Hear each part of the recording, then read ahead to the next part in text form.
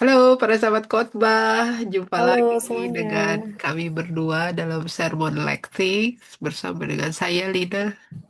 dan saya Erin Sinaga. Ya, Rin, kita akan membahas teks-teks leksionari untuk ibadah minggu ke-16 ya setelah Pentakosta. Iya kak, betul kak. Eh, Kayaknya teksnya masih bersambung ya dari teks minggu sebelumnya. Apa Iya, aja iya. nih, Rin?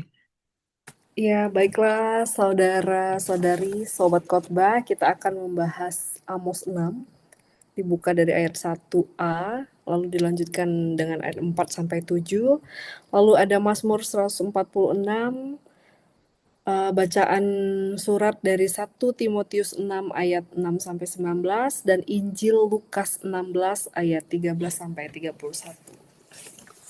Gitu Ya, Kak. nah, eh, gimana nih kita mau membahas teks ini? Karena secara topik kayaknya sekali lagi masih bersambung ya Sambung, betul sekali dengan Kak Lina. beberapa minggu sebelum-sebelumnya. Sorry nih agak pilek karena alergi. Biasa musim masuk spring alergi saya kumat. Bunga-bunga ya Kak. Iya, Polan. Oke, gimana Kak? Kita mau bahas yang mana dulu nih malam ini? Terserah mau dari bacaan pertama Iya. atau mau Injil.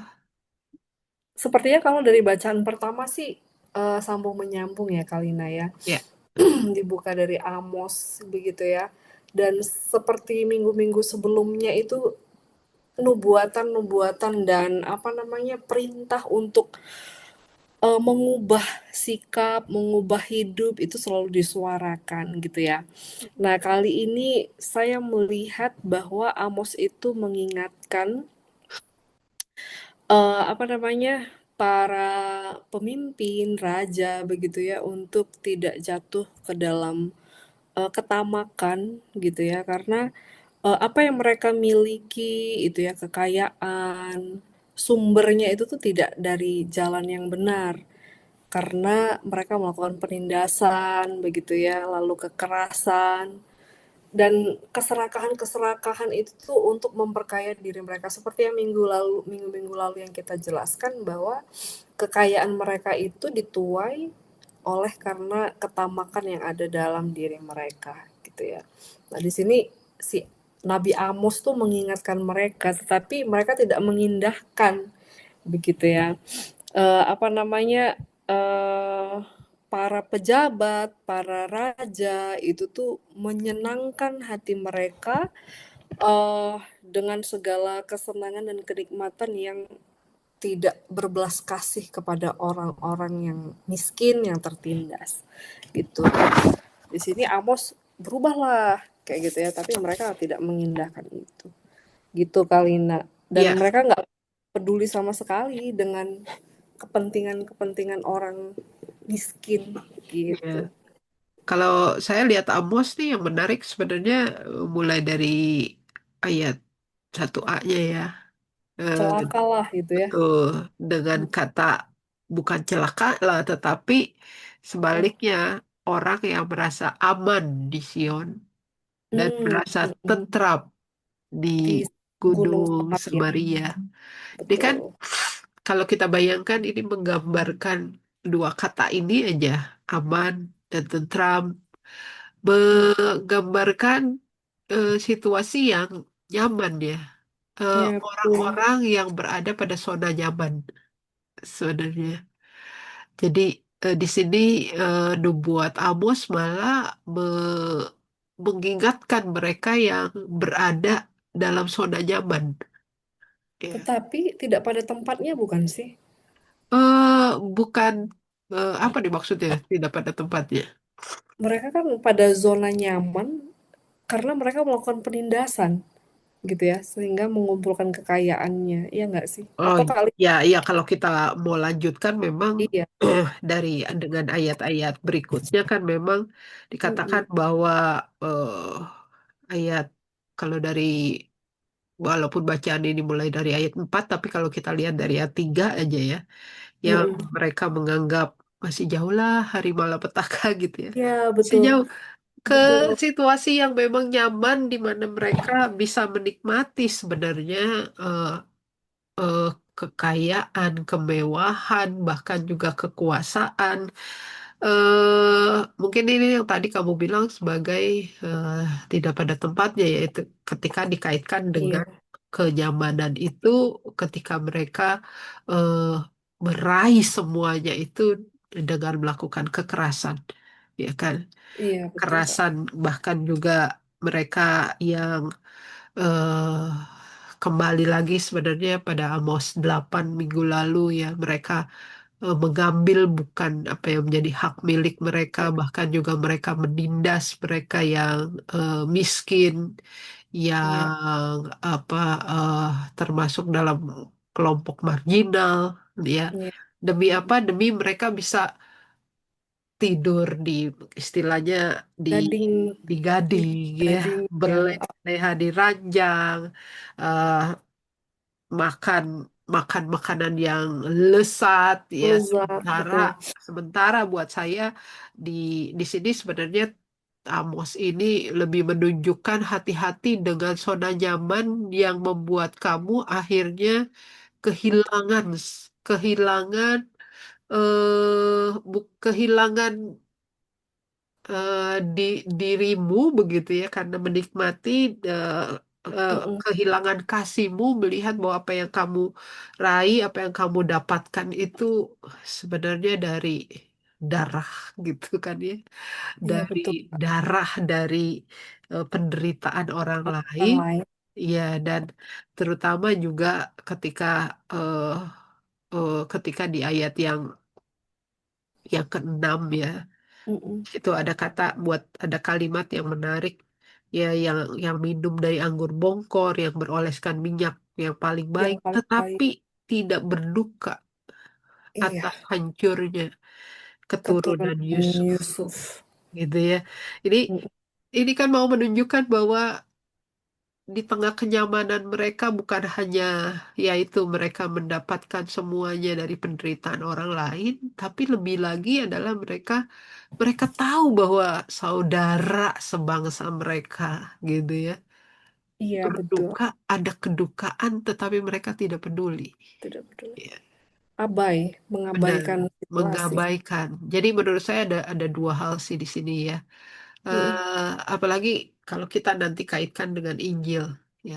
iya betul, Kak. Dengan Injil bicara soal kepedulian, bicara Mhm, tentang bagaimana perlakuan kita, apa yang kita peroleh dan perlakuan kita terhadap yang miskin. Jadi ini mengingatkan saya jadi pada gini loh, eh pada apa yang disebut sebagai dosa sistemik, ya. mhm, Misalnya, kemiskinan itu terjadi kadang-kadang eh, memang diatur gitu ya, iya eh, ada ada sistem yang sengaja dibuat oleh betul, orang-orang yang punya kuasa untuk membuat aturan dan mhm, sekali lagi keberpihakan kepada untuk mendapatkan keuntungan sebesar-besarnya benar. sehingga meminggirkan mereka. Ya, misalnya kenapa misalnya di Indonesia aja dan juga tentu aja dalam konteks Amos ya atau Iya, juga dalam konteks Injil. Kenapa kesenjangan antara kaya dan miskin itu begitu sangat terlihat. eh, besar ya? Karena Mhm, memang aturan, kadang-kadang aturan-aturan atau sistem yang ada itu dibuat tidak berpihak, tidak adil buat semua. Ya. Tapi hanya berpihak kepada mereka-mereka yang menguntungkan, ya, yang memberi iya, Kak, keuntungan betul. ini. Karena itu, kenapa ini teks ini juga sebenarnya mau mengingatkan setiap orang, ya, hati-hati dengan apa ya dosa sistemik ini, yang kita sudah begitu nyaman, ya, tapi sebenarnya penindasan itu begitu dekat dengan kita, gitu. Betul kali, Nak. Dan di sini kan kita juga apa namanya, diingatkan untuk, eee, ya peduli dengan yang ada di sekitar, jangan tutup mata. Ini kan mereka yang berlama-lama dengan zona nyaman itu kan pura-pura sebenarnya mereka tahu, tapi mereka pura-pura nggak melihat, begitu. Iya, Begitu juga dengan sistem ya. Iya, ya. betul. Heeh, Ini kan yang diatur. kalau betul, kalau kita mau lihat aja dikaitkan dengan perumpamaan Tuhan Yesus dalam Injil Lukas kan itu kelihatan Benar, sekali gitu. kelihatan, betul Nggak sekali. begitu, nggak tidak sesulit sesulit dengan yang minggu lalu ya. Enggak, betul kali, Nak, Yang benar. sekarang itu jelas sekali Jelas. ajaran Tuhan Yesus yang mau memperlihatkan sebenarnya ada dua hal tadi, ya. Iya, benar. Bahwa pertama hmm, pedulian, ya. Mhm. Sebenarnya kayak misalnya orang kaya itu kan tiap hari loh Lazarus, Lazarus Minta itu tiap hari ke datang, rumahnya. gitu. Heeh, Rumahnya tidur di depannya. depan Bahkan juga pintunya. kalau saya membayangkan pada saat Mhm. orang kaya ini makan, dia ada Iya, di bawah meja memohon ya. begitu. Mhm, Jadi betul. kalau dibilang nggak kelihatan, nggak juga kelihatan. Mungkin, iya. Tuh. Pura-pura nggak tahu, gitu loh. Iya, Ya udah terserah kamu lah, gitu. Bahkan yang paling tragis itu ya Kalina, anjing-anjing yang dikasih makan sampai kenyang. ya, haha, Sementara iya, Lazarus meminta, memohon gitu, nggak dikasih. iya. Dan menurut saya disinilah sebenarnya Tuhan Yesus ya, ini menggambarkan tentang Allah yang memanusiakan manusia gitu. Coba coba dari Betul. dua dua tokoh, dua sosok ini ya. Mhm. Yang diberi nama siapa? Lazarus, Lazarus bukan orang kaya. bukan orang kaya. Ini Benar. menariknya, ya. Iya, betul. Jadi Tapi memang betul sekali apa yang Tuhan janjikan bahwa Dia akan mengangkat mereka yang miskin, mereka tertindas yang menderita, mereka yang lemah, itu diangkat, dimanusiakan, dianggap betul. ya, dianggap berharga. Berharga, Ya, benar. yaitu terlihat dengan pemberian nama. Iya, Ini betul, Kak. menariknya, diberi nama Lazarus pada tokoh Iya, yang pada miskin ini. miskin Iya, dan yang diabaikan, gitu ya. iya, Nah, kalau saya baca itu tadi ada seorang penafsir mengatakan, kalau kita menamakan si orang kaya itu, si miskin ini justru nggak akan kelihatan. hmm, Padahal kita mau memperlihatkan apa namanya kesenjangan yang terjadi itu. Dan kita mau memberikan tempat pada yang tadinya selalu diabaikan, yang tidak dianggap, yaitu keistimewaan pemberian nama itu gitu. iya, Dan ini kan Lukas ini kan Kak, apa namanya,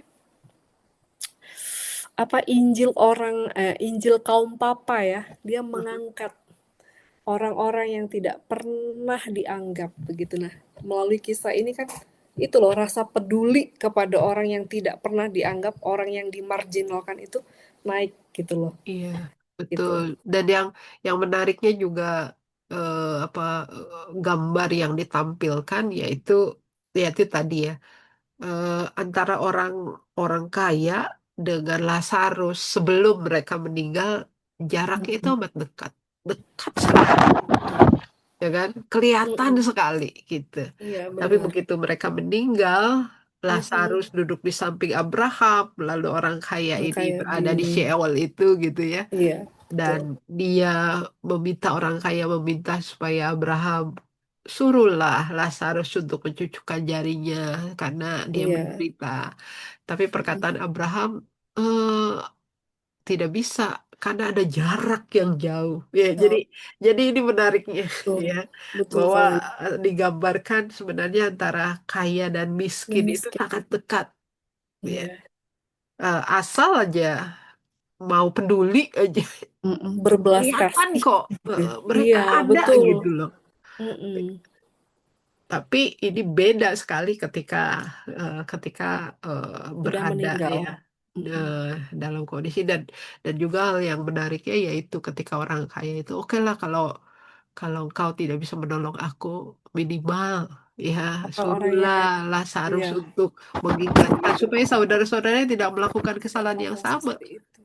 Tapi Betul. jawaban Abraham adalah Ya, sama masih ada ya, 20 tahun. mereka udah tahu kok ya, Mm-mm. udah diingatkan lewat ajaran-ajaran, lewat hukum-hukum yang diajarkan. Tinggal mereka mau peduli, mau membuka diri mereka, mau menjalankan sebenarnya apa yang mereka sudah tahu. Itu. Iya kali nak. Nah, saya lihat ini sebuah kesempatan ya sebenarnya.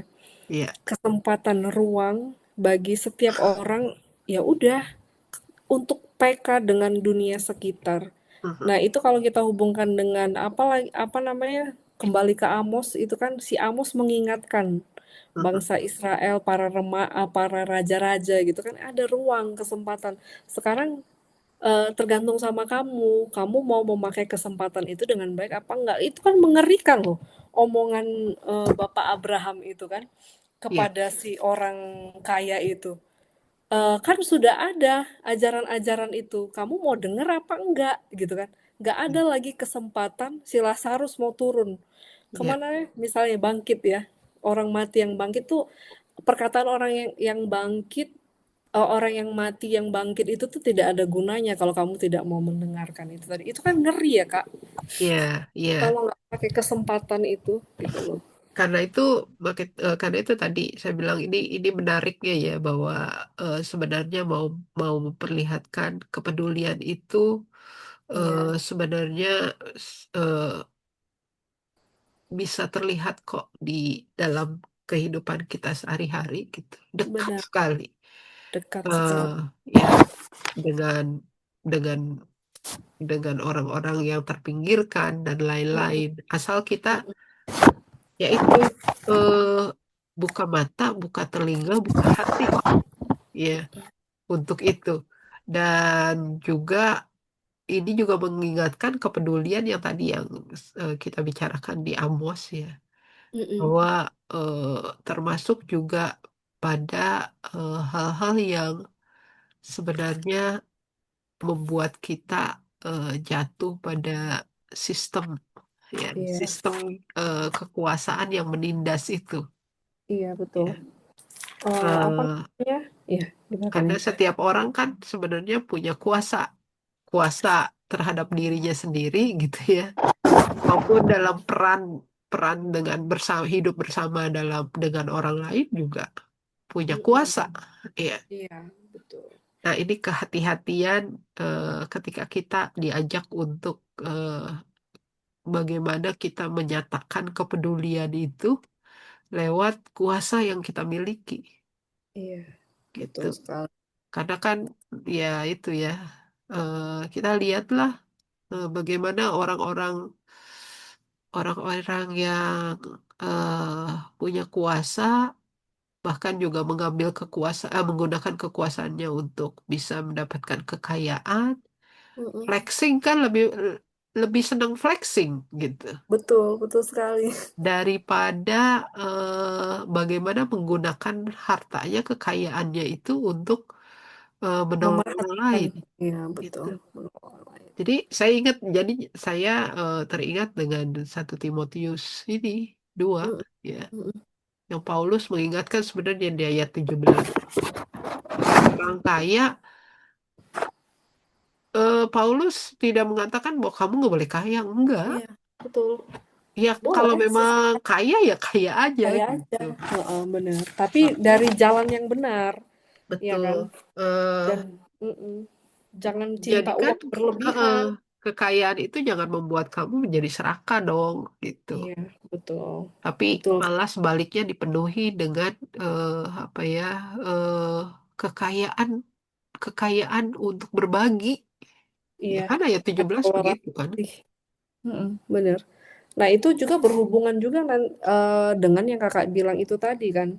Kalau memang kamu cinta uang, tamak, rakus, itu tadi, kemiskinan yang tersistem, ini kekayaan juga bisa tersistem dengan penindasan gitu kan, melakukan korupsi demi kepentingan dirinya sendiri dan mengorbankan orang lain. Itu kan tamak ya. Iya, iya, Flexing-flexing itu juga kan pada akhirnya kan ya itu didasarkan pada ketamakan gitu. Eksploitasi yang akan terjadi. Baik iya. eksploitasi manusia, juga eksploitasi alam begitu. Iya, betul. Nah, itu yang tadi saya bilang bahwa seringkali yaitu keinginan untuk hidup nyaman, hidup tenang Iya, untuk dirinya dan juga untuk keturunannya gitu kan. iya betul. Mengabaikan eh, kasih atau cinta kita eh, kepada orang lain maupun Karena kepada ciptaan yang lain begitu kan ya. betul, Iya Lihat kan? aja, Setuju. kita lihat aja berapa banyak, apa namanya, baru-baru ini kan banyak sekali apa masyarakat adat yang kehilangan Dengan tanahnya, tanahnya.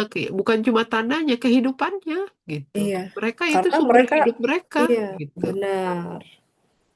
Iya, Tapi demi kepentingan penguasa gitu ya. betul, begitu juga kan dengan eh, binatang-binatang. Iya, tidak eh, ada rumahnya lagi kan? iya, iya. Dan Jadi ketika para hewan itu apa namanya, mengganggu kita, kita menyalahkan, ya kan? Padahal kita yang yang merusak mengganggu mereka. habitatnya. Iya. Nah, karena itu Mhm. menurut saya sih yang menarik eh, di 1 Timotius ini adalah sebenarnya mengingatkan kita kembali ya, termasuk Iya, juga bersikap terhadap uang, bersikap terhadap kekayaan yang memang Tuhan anugerahkan, ya kan? Yaitu pada bagaimana sebenarnya kita hidup dengan rasa cukup, cukup. Betul ya Kalina. kan? Bahkan Paulus mengawali, kalau kita membaca di ayat yang ke-6 ya, eh, Mhm. bukan mengawali, tapi sebenarnya dia mengkaitkan antara ibadah Iya, ibadah. salehan itu dengan rasa cukup, ya. Benar, Kak. Oh, Mhm. memang kalau saya sih membacanya rasa cukup dan ibadah ini bukan sesuatu yang terpisah, Mmm, tetapi ini satu kesatuan, gitu mhm. ya. Kalau disertai dengan rasa cukup, jadi orang yang beribadah, kalau kalau saya membayangkan apa yang Paulus katakan, tapi tidak hidup dengan rasa syukur gitu ya, ibadah ini akhirnya menjadi hal yang terpisah gitu loh. Kalau kita lihat kan sebenarnya kalau saya bayangkan apa yang Paulus tulis adalah kita percuma lah beribadah kalau hidup kita tuh apa ya selalu merasa tidak cukup, tidak puas. Akhirnya apa? Akhirnya setelah ibadah selesai dalam ritual kita, ketika kita ada di tempat pekerjaan, Hampa. ya, ketika Iya. kita ada, ya itu tadi balik lagi, kita Mhm. mungkin punya kuasa pemegang, pembuat keputusan-keputusan, pasti larinya akan bagaimana menguntungkan saya, gitu, Iya, menguntungkan orang-orang yang dekat dengan saya, gitu. Karena itu kenapa ini penting sekali bahwa ibadah kalau disertai dengan rasa cukup, gitu ya. iya, Kak. Asal ada makanan dan minuman cukup. Gitu. Ini Cukuplah. ini Mhm. menarik sekali sebenarnya. Iya, waktu beberapa minggu yang sebelumnya sebenarnya saya dan Sali juga membicarakan nih soal betapa pentingnya eh, yang disebut dengan eh, contentment spirituality, ya, Oh, spiritualitas contentment, atau ke spiritualitas rasa cukup, ya, iya, atau iya, Kak. ugahari, keugaharian. Uga harian ya. Iya, ya, Mhm. jadi waktu itu kami membicarakan tentang iya rasa cukup itu sebenarnya yang menentukan kita bisa hidup berbagi dengan orang lain atau enggak. eh ini Iya. beranjak dari apa yang Henry Nouwen katakan sebenarnya sih, Mmm, bahwa mhm. spiritual contentment ini, hmm, kita membayangkannya adalah kalau gelas yang terisi air begitu ya, kalau dia kan kadang-kadang gelas itu terisi air, kalau kita bilang penuh, oh masih ada sisa, ya, masih ada sisa. Dan apakah dia penuh? Belum, gitu. Dan ini Mhm. dia yang sedikit ini kadang-kadang yang jadi lubang membuat orang itu wah, kepengen Iya, untuk memenuhi lagi. Kurang. Ini eh, misalnya aja kita semakin besar gajinya sebenarnya semakin semakin besar pengeluarannya kan, betul nggak? betul kali, Nak. Dulu mungkin gajinya Ya, 1 juta gitu kan. Kayaknya heeh, cukup-cukup aja begitu cukup ya. Kita aja. cukupkan dengan itu. Tapi begitu udah naik 10 juta, 100 juta. Kayaknya, Kok oh kurang banyak gitu sekali ya? kurang gitu. Iya, betul Ya, betul betul. ini dia. Ketika kita masih melihat bahwa gelas kita itu fokusnya pada ini loh. Pada ya Iya, masih kurang nih. Gak mhm, akan pernah betul, Kak. cukup Iya, gitu. benar. Tapi ketika ketika kita membayangkan bahwa gelas itu memang penuh, Mhm. nggak ada ruang lagi untuk yang kosong, bahkan kalau diisi itu keluar, ya meluap, Luber terus, itu heeh. berarti apa? Disitulah sebenarnya kita merasa bahwa ya buat saya udah cukup dan sekarang adalah berbagi gitu, Berbagi, memberikannya benar. kepada. Jadi orang yang bisa berbagi sebenarnya orang yang kaya Iya, betul, Kak. karena dia nggak butuh apa-apa lagi, semuanya udah cukup buat Udah dia. cukup sama dia, benar sekali. Dan sebenarnya kalau kita, memaknai dan menghayati rasa cukup itu, hidup kita akan sejahtera. Itu juga kan yang dikatakan Paulus gitu ya. Iya, Teologi kecukupan melahirkanmu, membawamu kepada kesejahteraan dan iya, ketenangan jiwa. betul.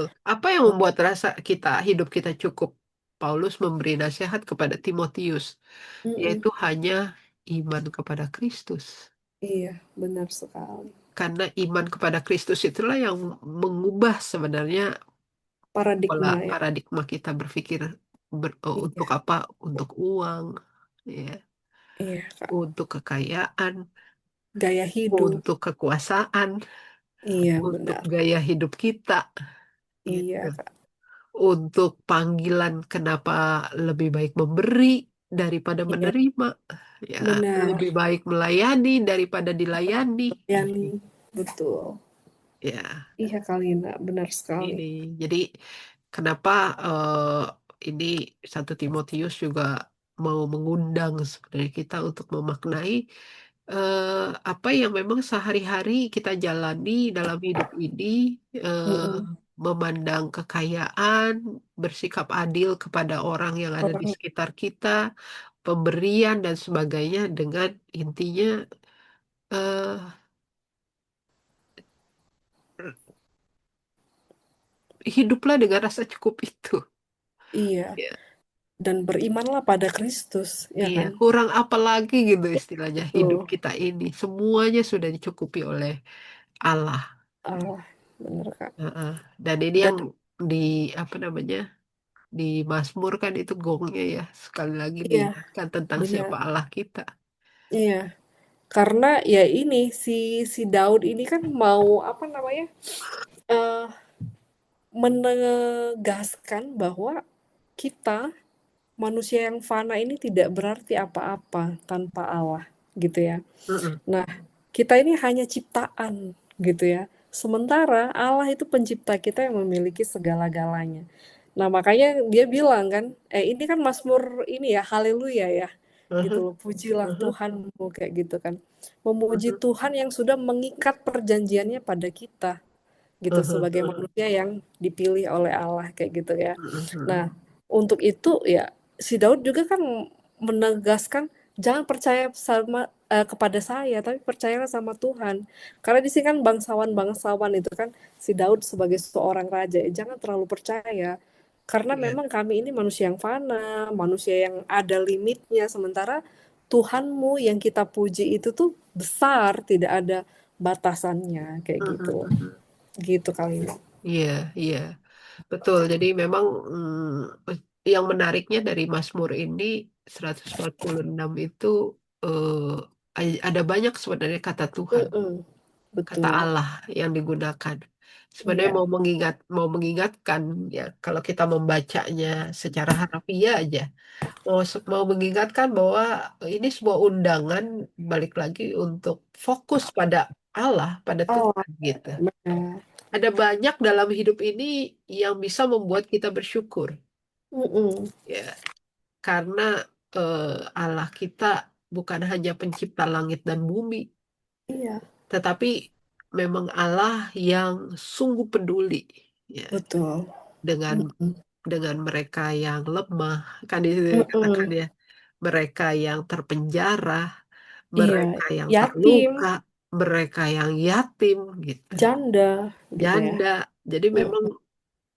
mau mengingatkan bahwa eh, bukan cuma dia memberikan semuanya cukup buat kita, tetapi juga membuka sebenarnya membuka paradigma kita terhadap sesama gitu di Iya, sekitar kita ya. Kalau Mhm Allah begitu peduli pada mereka yang terpinggirkan gitu, mhm. mereka Betul, yang terabaikan, maka sebenarnya ini mengundang kita untuk kalau kamu percaya kepada Allah, iya. lakukan hal yang sama. Perhatikan juga mereka-mereka yang termarginalkan ini gitu ya Iya. kan. Jadi memang kepedulian ya, kalau kita mau lihat benang merah dari seluruh teks ini, kita Iya, bisa mengkhotbahkan tentang kepedulian. Ya, ini sebuah panggilan gereja buat buat gereja ya, buat setiap orang Kristen untuk melakukan apa yang Tuhan lakukan dengan apa yang kita punya, begitu ya. Dengan apa yang kita miliki, kepedulian itu. Eh, karena itu menurut saya sih dengan situasi kondisi Indonesia bahkan dunia, maka balik lagi kita nggak bisa tutup mata dengan semuanya itu gitu, dengan bagaimana kerakusan itu dipertontonkan, kejahatan itu orang nggak malu-malu lagi berbuat jahat, bahkan juga melakukan korupsi, begitu kan, menindas sesamanya. Ya, ini saatnya sebenarnya panggilan gereja untuk menyuarakan itu. Ini salah satu bentuknya.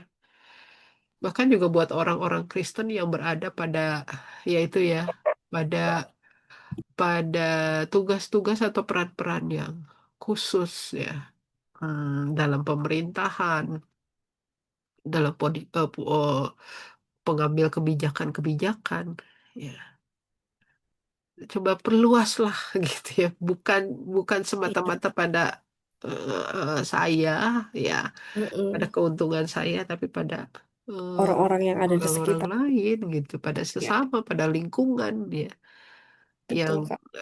ini sebuah sekali lagi ajakan untuk mari peduli gitu. Mhm, eh dan ya itu, pokoknya semuanya tuh intinya ditandai bahwa apakah kamu punya rasa cukup gitu loh. Rasa iya, syukur dan merasa kaya di dalam Tuhan. mhm. Karena itu saya barangkali kalau saya mau mengakhirinya dengan doa yang Henry Nouwen ucapkan ya, buat saya ini doa yang sangat sederhana tetapi juga mau mengundang kita masuk pada eh, apa ya, misteri eh, Bahwa rasa cukup itu. mhm, Ya, dia dalam doanya dia berkata gini, ya Tuhan, aku begitu takut untuk mhm, membuka tanganku yang terkepal. mmm, Akan jadi siapakah aku jika tidak ada lagi yang kupegang? Akan jadi siapakah aku jika aku berada di hadapanmu dengan tangan kosong? mmm, Tuhan, bantulah aku untuk perlahan membuka tanganku dan menyadari bahwa aku bukanlah apa yang kumiliki, mmm, melainkan apa yang ingin kau berikan kepadaku. Ini doa yang sangat sederhana. Kenapa? Sekali lagi, eh, rasa tidak cukup gitu ya, ingin menguasai segala sesuatu, mengetam kan terus ya. sebenarnya karena kita ingin memegang semuanya itu menjadi milik kita. Ya. Iya, betul, Kak. Karena kita takut kalau kita membukanya, kita akan kehilangan dan Kehilangan bahkan kehilangan diri kita sendiri ya. Bahkan juga datang kepada Tuhan masa dengan tangan kosong. tangan kosong, betul. Tapi sebenarnya maka itu kenapa dia meminta supaya Tuhan bantu untuk dia bisa membukanya.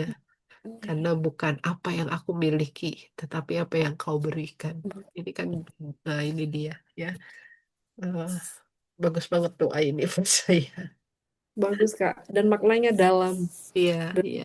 mhm, Ya, ya itu semoga paling para sahabat mendapatkan banyak inspirasi dari iya, percakapan kita. semoga ya, Iya. dan menolong Selamat, persiapan para iya. sahabat. Selamat persiapan buat teman-teman yang khotbah dan juga buat para sahabat yang akan bersiap untuk ibadah. Sekali lagi kalau ada pesan, saran, Iya, silakan langsung DM di IG Perigi Kasih Ministry atau di chat room eh, YouTube channel maupun Spotify. Oke, terima oke, kasih para terima sahabat. Jumpa kasih. lagi lain Jumpa kali. lagi. Bye-bye. Bye-bye. Tuhan berkati.